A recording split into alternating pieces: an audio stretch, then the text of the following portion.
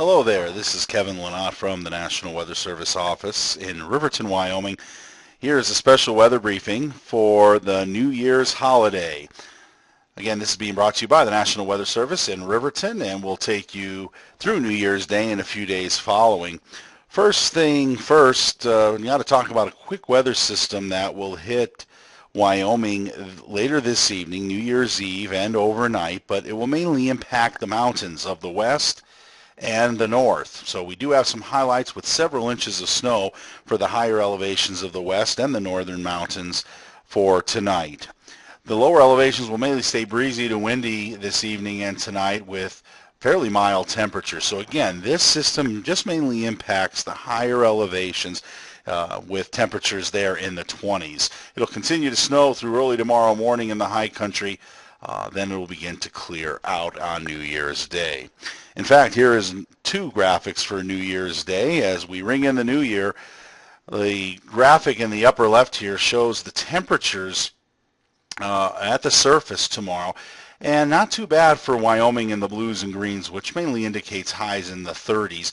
20s in the high country. The coldest air will remain to the north and the east of Wyoming following this arrow. That's where the coldest air will be on New Year's Day. So again, far enough away from Wyoming.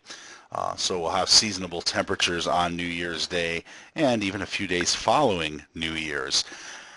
On the bottom right is the precipitation for tomorrow. This is tomorrow afternoon, New Year's Day, and not a whole lot to tell you about this little area.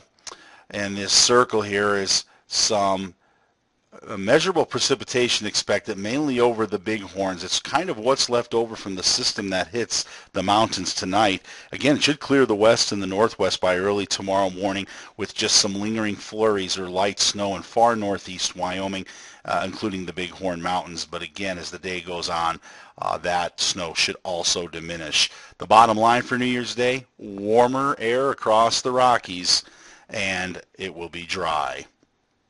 Following New Year's Day, looks like it will remain dry. In fact, with this pattern we're in right now with northwest flow aloft as depicted on this map or image, seasonable temperatures can be expected, especially across the lower elevations, with breezy conditions and gusty winds at times in the wind-prone areas. Again, that's from New Year's Day all the way to the end of the week. Otherwise, generally dry conditions, especially east of the Continental Divide. Sometimes this northwest flow, again, brings enough moisture to produce some snow showers or light snow, especially in the northern and northwest mountains of Wyoming, but nothing significant on the near horizon. Once again, to recap temperatures for Wednesday, New Year's Day into Thursday. Left side here is New Year's Day with highs mainly in the 30s, and as mentioned previously, mostly 20s in the mountains. And then on the right side here, or the right graphic, are our high temperatures expected for Thursday, January 2nd.